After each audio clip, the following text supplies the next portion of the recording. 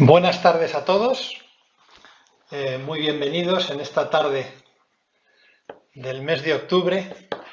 Hoy tenemos la gran oportunidad de escuchar a propósito de la encíclica Amoris Laetitia, un nuevo lenguaje para reconocer que las personas LGTBI también muestran de facto el rostro de Cristo.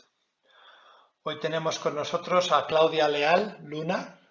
Ella es chilena, aunque está ahora trabajando desde hace un mes y pico en Roma. Y ella va a hablarnos y va a reflexionar sobre la encíclica Amoris Laetitia en torno a la familia. Y va a resaltar tres mensajes clave. El primer mensaje es sobre la innovación lingüística que esta encíclica expresa por medio de un lenguaje empático e inclusivo que se dirige a personas de la vida corriente, a mujeres, a abuelas, a abuelos, a personas divorciadas, a personas homosexuales, a embarazadas. El segundo mensaje es sobre el reconocimiento como parte del corazón de la Iglesia de tanto grupos como personas que durante años han mostrado su testimonio como personas cristianas de orientación sexual y de género. Y la acción de todas estas personas se legitima a través de esta encíclica. Y luego el tercer mensaje es la experiencia que la propia Claudia ha tenido en su encuentro con personas concretas, del pastoral de la diversidad sexual y de género, concretamente en Padis, Chile.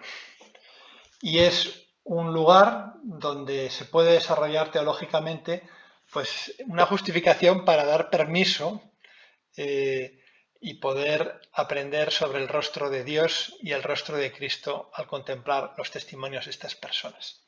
Claudia Leal Luna nació en Chile, ha trabajado como profesora ordinaria en Teología Moral en la Pontificia Universidad Católica de Chile y en septiembre de 2022 forma parte del Pontificio Instituto Teológico Juan Pablo II.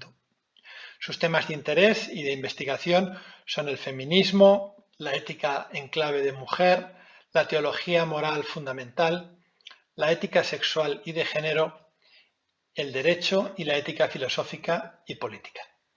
Pues muchísimas gracias y te doy con esto paso a tu intervención. Muchas gracias, Claudia. Muchas gracias a ti, Alberto. Muchas gracias a Chris Mom por esta invitación. Sí, ya tienes activado el vídeo, perdona. ¿Sí? ¿Está bien? ¿Me escuchas bien? Sí. Perfecto. Bueno, muy buenas tardes a todos, a todas las que están hoy día acá compartiendo, a los que van a escuchar este video más adelante. Es para mí un honor poder conversar con ustedes, poder compartir algunos aspectos y algunas reflexiones que he venido pensando y estudiando. Por lo demás, yo creo que hoy día van a surgir temas que tienen que ver profundamente con mi biografía. Necesariamente yo voy a ir contando ciertos detalles que tienen que ver con mi propia vida y que también pues me mueven a mí a seguir buscando. Por eso esta conversación, siento yo, no es solo en una dirección, ¿no? Yo voy a compartir con ustedes, pero creo que yo también voy a aprender de ustedes. Entonces, bueno, sin más dilación, voy a comenzar a desarrollar un poco estos puntos. Voy a compartir pantalla brevemente, después la voy a bajar para poder mirarnos mejor, ¿de acuerdo? Eso, voy.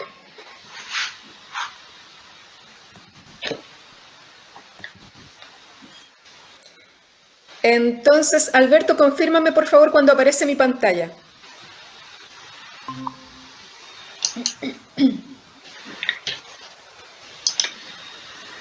Ahora la tienes. Excelente. Bueno, como les decía ya Alberto, ¿no? Hoy día me interesa reflexionar y conversar poniendo como pretexto o como excusa un documento muy preciso del magisterio del Papa Francisco. Ese documento se llama Amoris Laetitia. Ustedes lo pueden encontrar en la página web vatican.va. lo pueden encontrar en muchas lenguas, ¿no?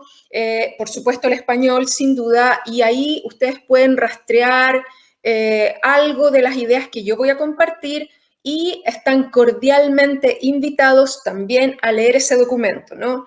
Uno de los objetivos míos, ¿no?, cuando hablo es suscitar en ustedes la curiosidad de ir a ver directamente estos documentos, ¿no? Que, claro, uno pudiera decir, mira, no cambian lo que nosotros estamos viviendo día a día en la parroquia o en la sociedad o en la universidad o en el colegio, pero estos documentos lo que hacen es, en un cierto sentido, empoderarnos como cristianos y como católicos para llevar nuestras prácticas, nuestras ideas y nuestras reflexiones más allá, ¿no? En ese sentido son súper importantes. Ahí también está mi mail, ustedes lo pueden anotar, me pueden escribir, podemos seguir esta conversación incluso privadamente. Comencemos entonces con algo muy, muy sencillo, ¿no? Quiero poner de manifiesto la relevancia del lenguaje. Antes de ir a lo que tengo ahí preparado, voy a mencionar algo que ustedes deben recordar. Hace ya algunos años sucedió que al Papa Francisco en el avión le dijeron, oye tú, Papa Francisco, ¿qué le dirías a un homosexual católico que quiere buscar a Dios y que quiere practicar su fe y que quiere ir y vivir, ¿no?, lo que significa ser un cristiano católico? El Papa Francisco dijo varias cosas, pero la frase que quedó como titular fue, ¿quién soy yo para juzgar? ¿No? Esa frase, en un cierto sentido, marca un antes y un después, porque si bien no cambia ni una coma del magisterio católico, lo que hace es sentar un precedente sobre el estándar de la práctica que deben cultivar las autoridades eclesiásticas, ¿no? O sea, cuando nosotros nos encontramos con una autoridad, con un párroco que hace una homilía, con un profesor de teología que enseña en la universidad, con un catequista, ¿no? El estándar que esa persona tiene de frente a sí, ¿no?, para abordar, ¿no?, cualquier conversación con el mundo de la diversidad sexual es ese gesto de Francisco que dice, ¿quién soy yo para juzgar?, ¿no? Y de ahí para adelante se abre la conversación, ¿ya? Entonces, ese gesto fue muy importante y pone de manifiesto la relevancia del lenguaje. Entonces vamos ahora, quiero hacer un contraste muy, muy preciso entre dos documentos muy, muy importantes del magisterio. El primer documento que quiero destacar es Veritatis Splendor. Ese documento ustedes también lo pueden encontrar en vatican.va y fue un documento que durante el pontificado de Juan Pablo II ocupó un lugar súper importante en todos los temas de ética, ¿no? Durante los 80, durante los 90 se discutieron un montón de temas en la bioética, en relación a la fertilidad, a la procreación asistida, por ejemplo, ciertos tópicos de moral social también.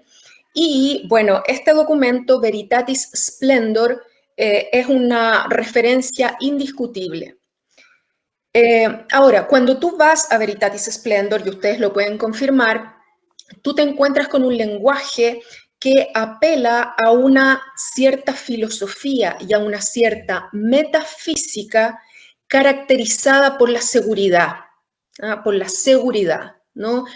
Afirmaciones que apelan, ¿no?, al hecho que la Iglesia está en grado de mostrarle al mundo cuál es la verdad, ¿no? ¿Cuál es la verdad? Dicha también con frases filosóficas muy, muy fuertes, muy redondas, muy robustas, si uno quiere, pero que al hombre y a la mujer de fines del siglo XX, casi inicios del siglo XXI, no le hacen mucho sentido, ¿no? Entonces ahí tú te encuentras en ese documento, por ejemplo, ¿no? Con que la palabra verdad, verdad, aparece 259 veces. La palabra familia aparece una vez. La palabra pecado, 62 veces. La palabra amor, 87. Las palabras suegro o suegra, embarazo, abuelo, divorcio, la palabra ternura aparecen 0 veces. La palabra alegría 5 veces. En este documento que yo les quiero motivar a profundizar hoy día, los números cambian radicalmente y miren ustedes, ¿no? La palabra verdad aparece 66 veces, no es poco, no es poco. La palabra familia, sin embargo, aparece 207 veces. La palabra pecado, 20. Pasamos de 62 a 20. La palabra amor aparece 306 veces. Y aquí es donde la cosa se empieza a poner interesante desde mi perspectiva, porque la palabra suegro o suegra aparece 3 veces, la noción de embarazo 3. La idea de abuelos aparece 3 veces. La palabra divorcio, divorcio o divorcios, 9 veces. La palabra ternura aparece 20 veces y la palabra alegría 40. A mí, claro, más de una vez algún estudiante me dijo, está muy bien, pero, repitamos, ¿no? Amoris Laetitia no ha cambiado ni siquiera una coma de la doctrina oficial, ¿no?, de la Iglesia relativa a la sexualidad, al matrimonio, qué sé yo, a la fecundación, etcétera, ¿no? No ha cambiado ni una letra. Sin embargo, el lenguaje sí cambió, ¿no? Ahora, contextualicemos un poco ese cambio de lenguaje, ¿no? Porque uno podría decir, a ver, el lenguaje cambia porque el Papa Francisco es latinoamericano y es más informal y simpático. ¿Cambia acaso el lenguaje simplemente porque comienza a adquirir más protagonismo, qué sé yo, una visión de la compasión y la misericordia, ¿no?, en relación a las situaciones de dolor que se pueden experimentar alrededor de la familia, el matrimonio, la relación de pareja, etcétera? Pues sí y no. Puede ser que todo eso sea verdad, pero hay que tener en cuenta también, perdonen que me mueva tanto en la pizarra, pero me ayuda. Hay que decir que este cambio de lenguaje se da en un contexto que es filosófico, político, cultural y desde luego religioso. Y ahí pongo yo, ¿no? La teología de la modernidad, ¿no? Aquella que uno podría decir se desarrolló desde el siglo XVIII hasta el siglo XX, se da en un contexto donde las ideas de razón y fe se fueron convirtiendo cada vez más en antónimos, ¿no? Antónimos, ¿no? Hay gente que todavía vive ahí, ¿no? Hay gente que todavía piensa, bueno, pero la fe comienza donde el territorio de la razón termina. ¿Ah?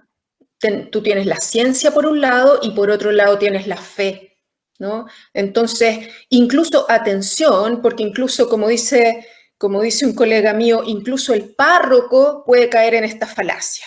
Incluso el párroco puede llegar a decir, mira, finalmente la fe tiene que ver con aquello que la razón no puede explicar, con aquello que la razón no puede abordar, ¿ah? Entonces, aquel terreno donde la razón humana se vuelve impotente, ese es el terreno de la fe. Mira, no va a ser tan fácil salir de eso, no va a ser tan fácil salir de eso, pero para nuestros efectos, ¿no? Nosotros tenemos que comprender que hoy día, la filosofía, la teología, el pensamiento humano tiene que superar esa dicotomía, ¿Y cómo lo hace la teología? ¿Cómo lo hace? Dice, mira, en primer lugar, razón y fe son dos dimensiones de lo humano, pues que de algún modo están presentes en el mundo que nosotros construimos, ¿no? Incluso por vía negativa, incluso cuando una ideología política dice, bueno, vamos a dejar lo religioso al margen, ¿no? Casi que por vía negativa nosotros podríamos decir, pues bien, te estás posicionando respecto de la fe, te estás posicionando. Por otro lado, los que somos creyentes, tenemos que comprender, ¿no? Que, pues, para decirlo de una manera muy prosaica, pues Dios ha creado nuestra razón, ni más ni menos. Entonces, no es una razón suplementaria, marginal, de adorno o que represente un peligro para la fe. No. La razón está para usarla. Y además, nosotros que somos chicos y chicas posmodernos, ¿no?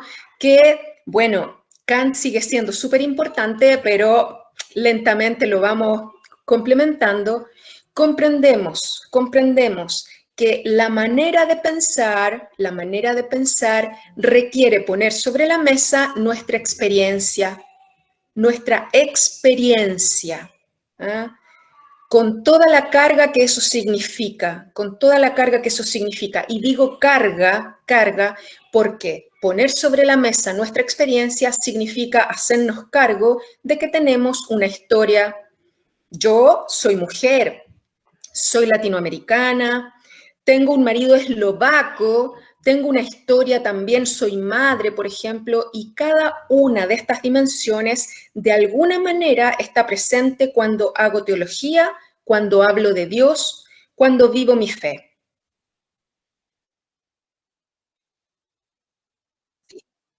Muy bien. Entonces, este es el primer punto, ¿no? La relevancia del lenguaje y la manera en que Amoris Laetitia nos pone de frente a la experiencia, ¿no? Cuando yo digo que Amoris Laetitia habla a los suegros o a los abuelos, no es menor. Para mí, como mujer, no es menor que por primera vez en un documento de la Iglesia Católica se le hable a las embarazadas, ¿no? Y se les habla para decir, incluso en la peor de las circunstancias, incluso afrontando las mayores dificultades, tú, mujer embarazada, representas algo que es muy valioso para todos y cada uno de los seres humanos que te rodeamos, ¿no? En fin, desde el punto de vista lingüístico, eso es muy importante. Poner rostro a las personas a las cuales se les habla, ¿sí? Yo lo vivo desde mi identidad femenina, ¿no? Lo he vivido como mujer. Y yo sé también que todos y cada uno de los seres humanos que pertenecen a esas categorías que nosotros llamamos minorías sexuales, ¿no? Que no me gusta mucho el término minorías, también pueden comprender, ¿no? La relevancia de ser reconocido y reconocida en la propia experiencia, ¿sí? Bien. El segundo tema que mencionó correctamente Alberto, ¿no? Que es parte de mi exposición, tiene que ver con el reconocimiento de la diversidad interna de la Iglesia. Voy a compartir pantalla de nuevo, aunque voy a desaparecer un poco, pero va a ser más breve mi compartir.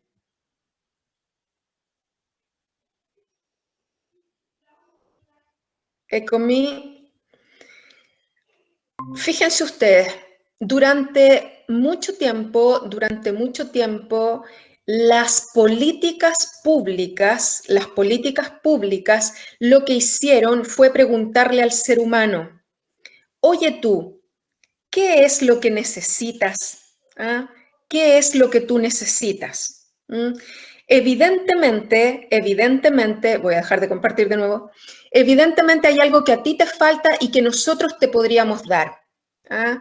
Probablemente te falte asistencia sanitaria, probablemente te falte educación, probablemente, a lo mejor te faltan ciertas habilidades para poder proveerte de una vivienda, etcétera. Hay algo que a ti te falta y las políticas públicas miraban hacia eso, hacia esa carencia, ¿no? Hacia finales del siglo XX y ya entrado el siglo XXI, lo que hace la ética pública, la ética social, es decir, hay algo aquí que falta, ¿no? Y lo que falta es que las instituciones miren a los individuos y no solo pongan el foco en lo que a ellos les falta, sino también en lo que ellos son y lo que pueden llegar a ser, ¿ah? Habría que preguntarle a las personas, ¿qué eres capaz de ser y de hacer? Entonces aquí, claro, ustedes tendrían que preguntarse, ¿cómo los ha mirado su Estado nacional? ¿Cómo los miró su universidad o sus centros educativos cuando ustedes estudiaron? ¿Cómo los miró su familia? Y, finalmente, ¿cómo los mira su iglesia? Los ve simplemente, nos ve simplemente como sujetos que necesitan algo porque carecen de algo, o también como sujetos que portan consigo una serie de talentos, una suerte, una lista larga de capacidades, ¿no? También una lista larga de sueños sobre lo que pueden llegar a ser.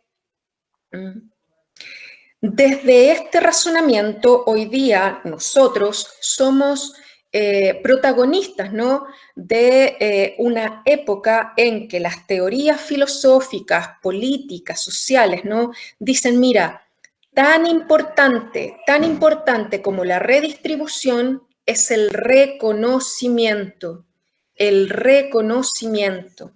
Y de nuevo, esta es como una reflexión circular, porque volvemos un poco a las categorías que ya dijimos, ¿no?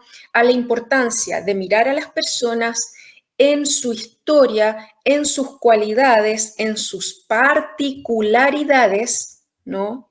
Y en primer lugar, reconocerlas, ¿ya? Y aquí déjenme desplegar un poco mi alma de académica y de profesora, ¿no? Entonces, claro, yo no quiero dejar pasar la ocasión de recomendarles un par de libros y un par de autoras, ¿no? La primera es Nancy Fraser, que tiene un libro que no es largo y que es muy como fluido de leer, que se llama Redistribución o Reconocimiento, ¿sí? La misma pregunta va al callo del asunto, ¿no? Y la segunda es una filósofa que se llama Martha Nussbaum, que ha tenido una gran influencia en mí y que está muy bien traducida al español, ¿no? Martha Nussbaum es una filósofa de Chicago que tiene una historia muy interesante porque ella fue educada como católica, pero se convirtió al judaísmo, ¿no? Entonces, Martha Nussbaum dice, mira, las religiones tienen el derecho y el deber de hablar en la esfera pública. Las religiones no pueden simplemente convertirse en guetos privados, ¿no? Donde las personas desarrollan su fe o viven su fe paralelamente. No, no. Las religiones son importantes porque le ayudan a las personas a reflexionar sobre la justicia y sobre la misericordia. Pero esta participación de las religiones en la esfera pública no es incondicionada. Las religiones, para poder desplegar ese discurso, tienen que cumplir por lo menos dos condiciones. La primera condición es respetar el principio kantiano que dice: todas las personas son fines en sí mismos y ninguna persona puede ser considerada un medio. Todas las personas merecen ser tratadas por parte de las instituciones como fines en sí mismos y nunca como medios. No sé si todas las religiones han estado a la altura de eso, pero es tiempo de comenzar a establecerlo como un estándar. Martha Nussbaum desarrolla una crítica, ¿no?, en este sentido, especialmente al hecho que en la mayor parte de las tradiciones religiosas las mujeres, dice ella, han sido vistas como medios, ¿no?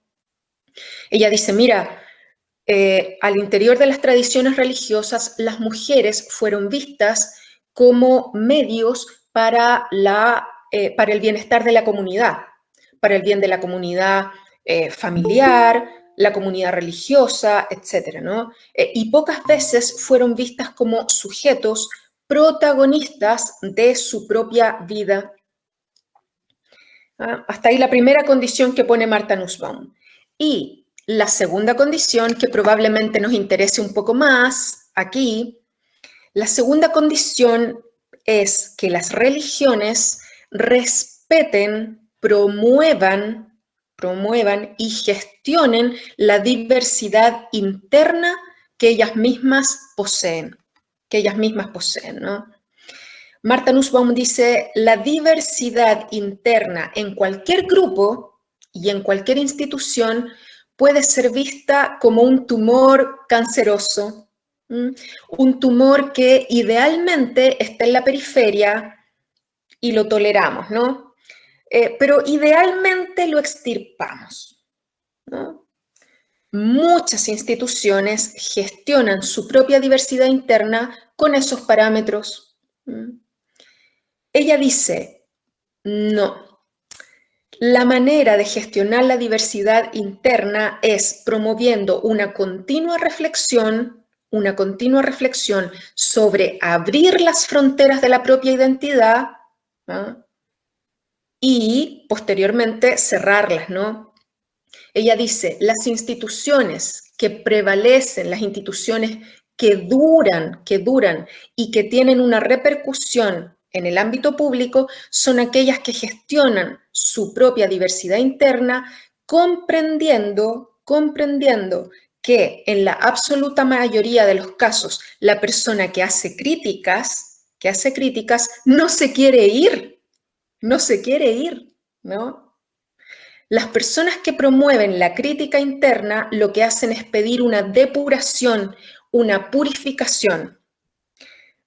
Digamos las cosas claramente, ¿no? Las personas que critican la Iglesia desde su propia pertenencia a ella, lo que están pidiendo continuamente es que todos nos volvamos a preguntar cómo podemos ser más fieles, más coherentes, más leales, en el fondo, a ese anuncio original del que todos nos sentimos discípulos, ¿sí? En fin, hasta ahí lo que quiero compartir sobre reconocimiento. Yo espero que estas ideas vayan suscitando preguntas en ustedes, que vayan suscitando el interés de ir a ver un libro de Martha Nussbaum. Sí. Yo quería recomendar especialmente un libro que se llama Esconder la humanidad. Esconder la humanidad.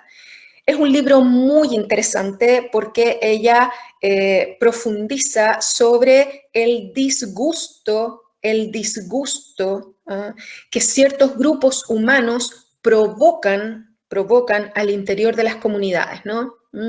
Y que se traduce finalmente en actos de violencia. Me parece que es una reflexión muy importante, ¿no? Porque esto que yo estoy diciendo sobre cómo se gestiona la diversidad interna de una institución no es un problema teórico, no es un problema teórico, ¿no? Si nosotros vamos a mirar los índices de femicidios, por ejemplo, ¿no? O los índices de crímenes cometidos por homofobia, pues estamos de frente a un problema de vida o muerte. Estamos de frente a un problema de derechos humanos. Estamos de frente a un problema donde el desacuerdo, muchas veces, y finalmente las reacciones que tienen que ver con la tolerancia, ¿no? Con la tolerancia y con la capacidad de integrar la diversidad interna, ¿no? Pues no son teóricas, ¿no? No son teóricas. Muy bien. Yo le decía a Alberto que no iba a ser capaz de hablar una hora. Claro, no voy a llegar a una hora, pero voy a hablar más de lo que yo pensé inicialmente, ¿no? Voy a ir al tercer punto para que después tengamos tiempo suficiente para conversar, ¿de acuerdo? Entonces, voy a compartir de nuevo mi pantalla.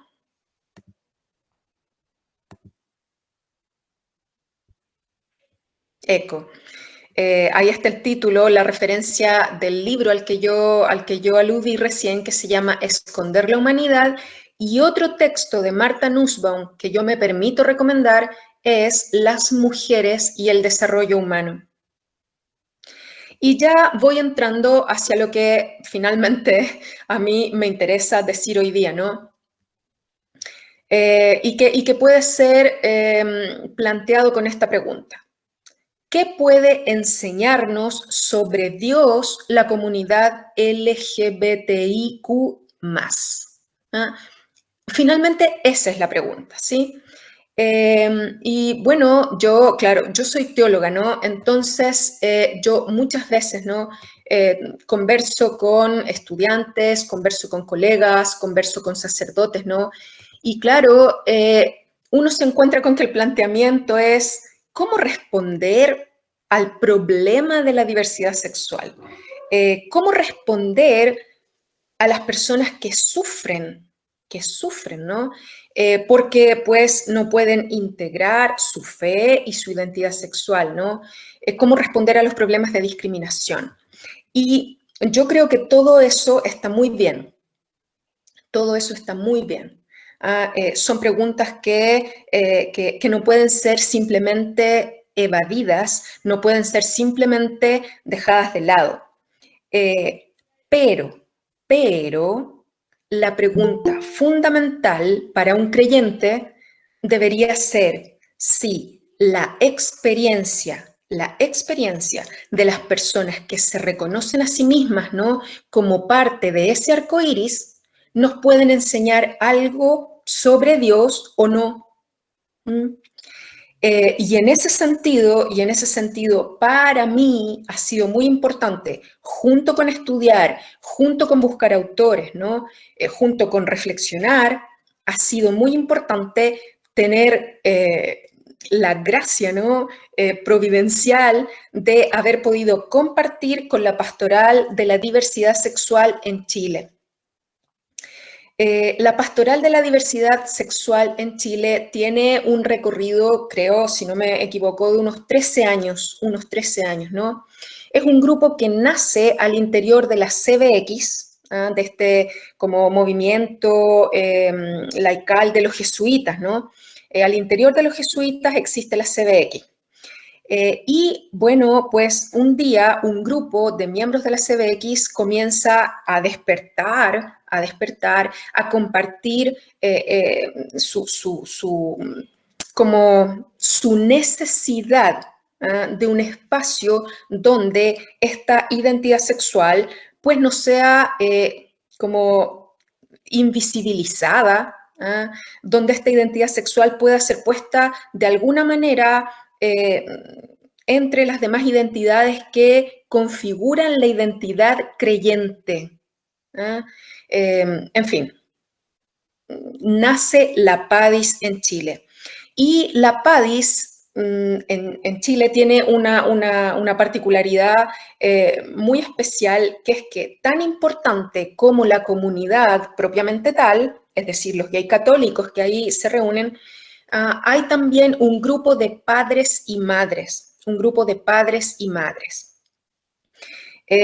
y claro, yo soy mamá también, ¿no? Yo soy mamá también. Entonces, a lo largo de estos años, para mí ha sido un referente sobre la capacidad de generar futuro para nuestros niños y niñas, el grupo de padres y madres de la PADIS, ¿sí? En el fondo, mi razonamiento, ¿no? Es, mira, yo tengo 2 hijos, uno de 8, Vincent, y una de 7, Petra.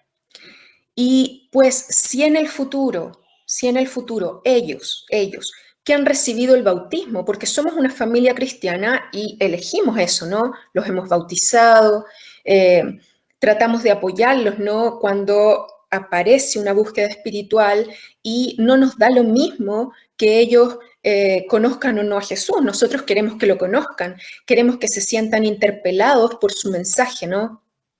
Si el día de mañana Vincent o Petra se reconocen a sí mismos como miembros de una disidencia sexual, de una minoría sexual, y siguen siendo creyentes, nosotros queremos que ellos puedan disponer de un espacio donde cultivar su fe de una manera libre, de una manera serena, de una manera, pues, que les ofrezca la plenitud.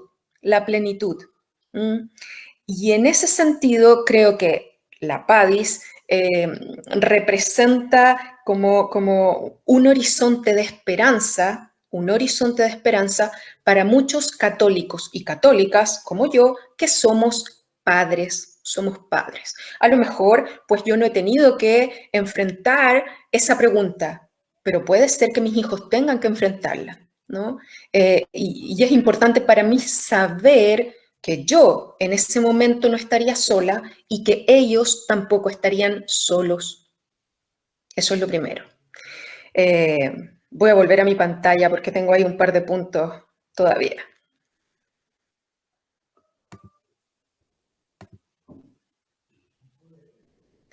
Entonces, yo estaba diciendo, ¿qué puede enseñarnos sobre Dios la comunidad LGBTIQ y más?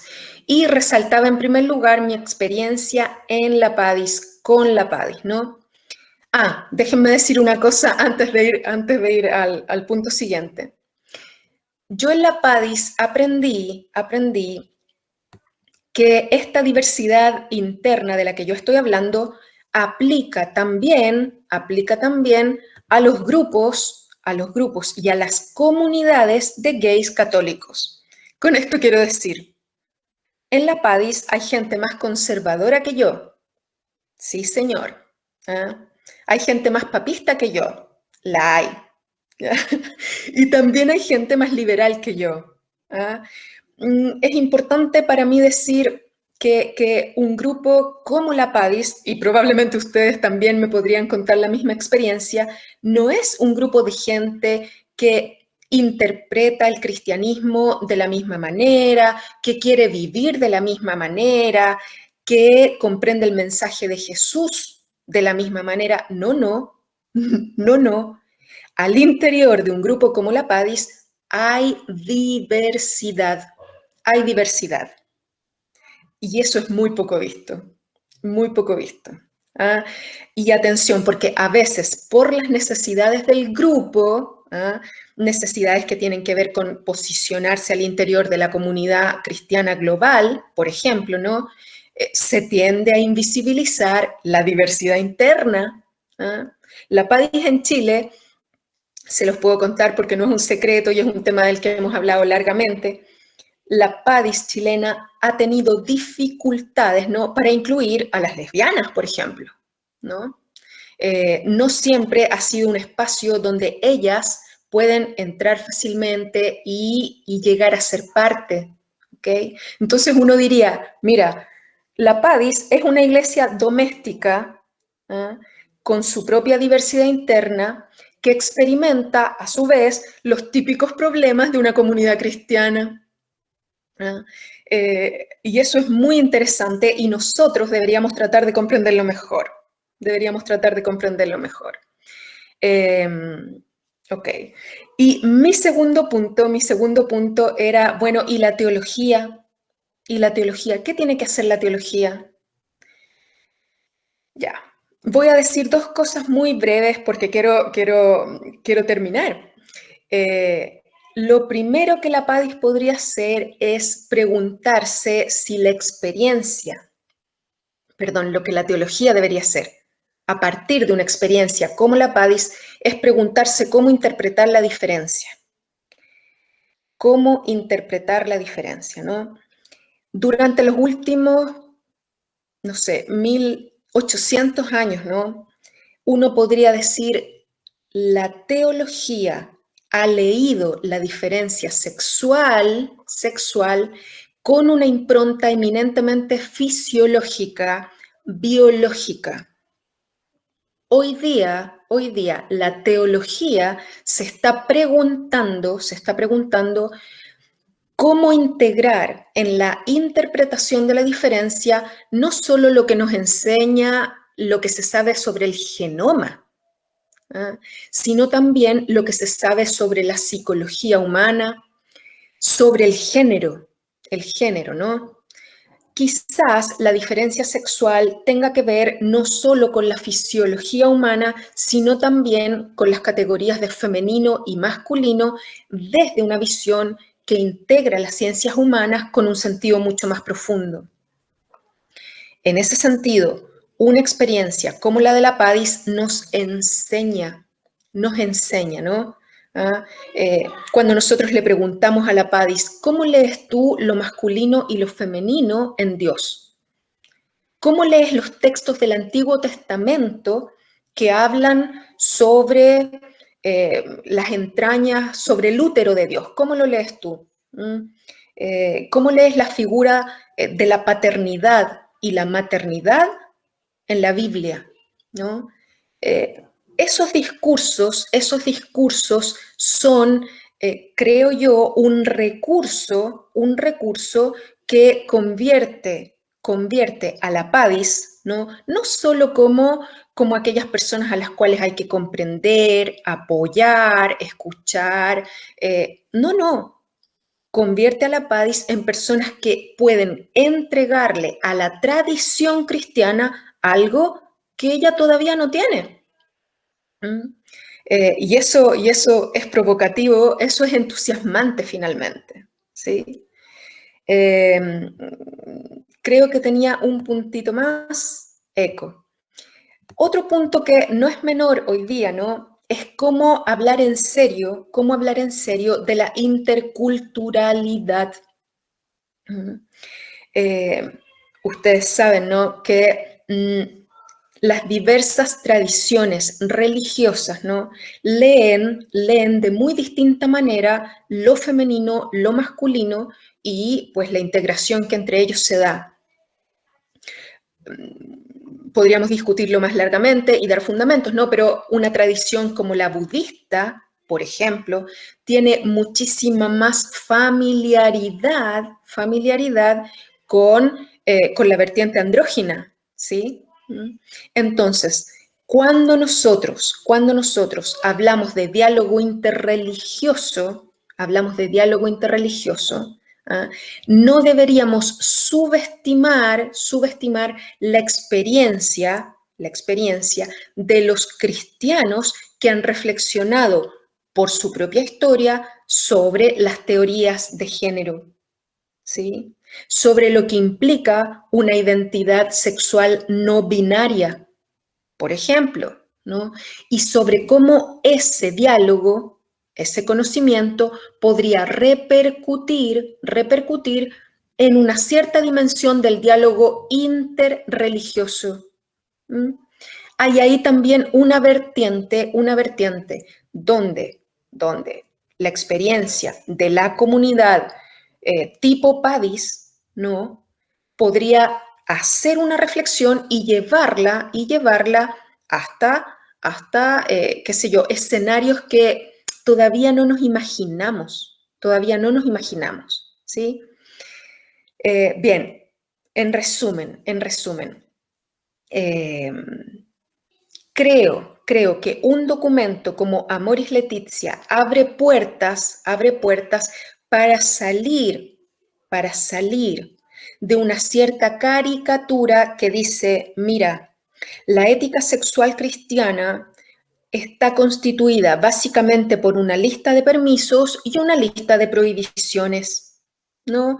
Y bueno, en el contexto de las comunidades que pertenecen a las minorías sexuales, ¿no?, y que se identifican con la tradición católica, parece que la única alternativa es entregar comprensión, entregar apoyo, entregar incluso compasión, ¿no?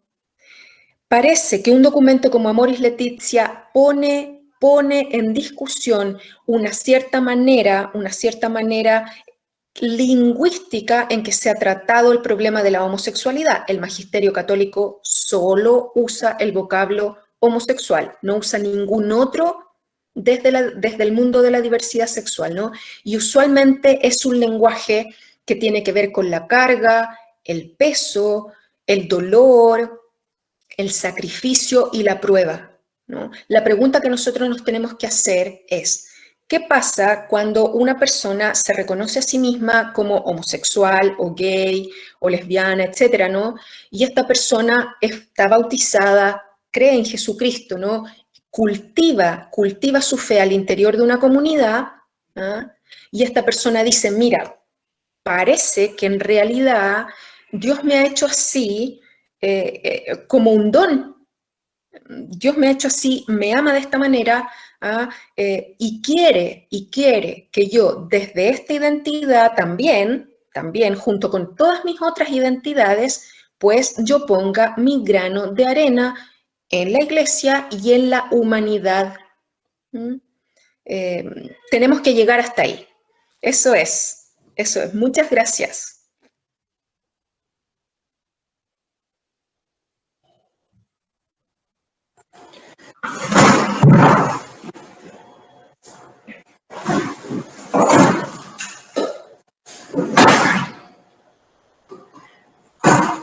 Alberto, el micrófono.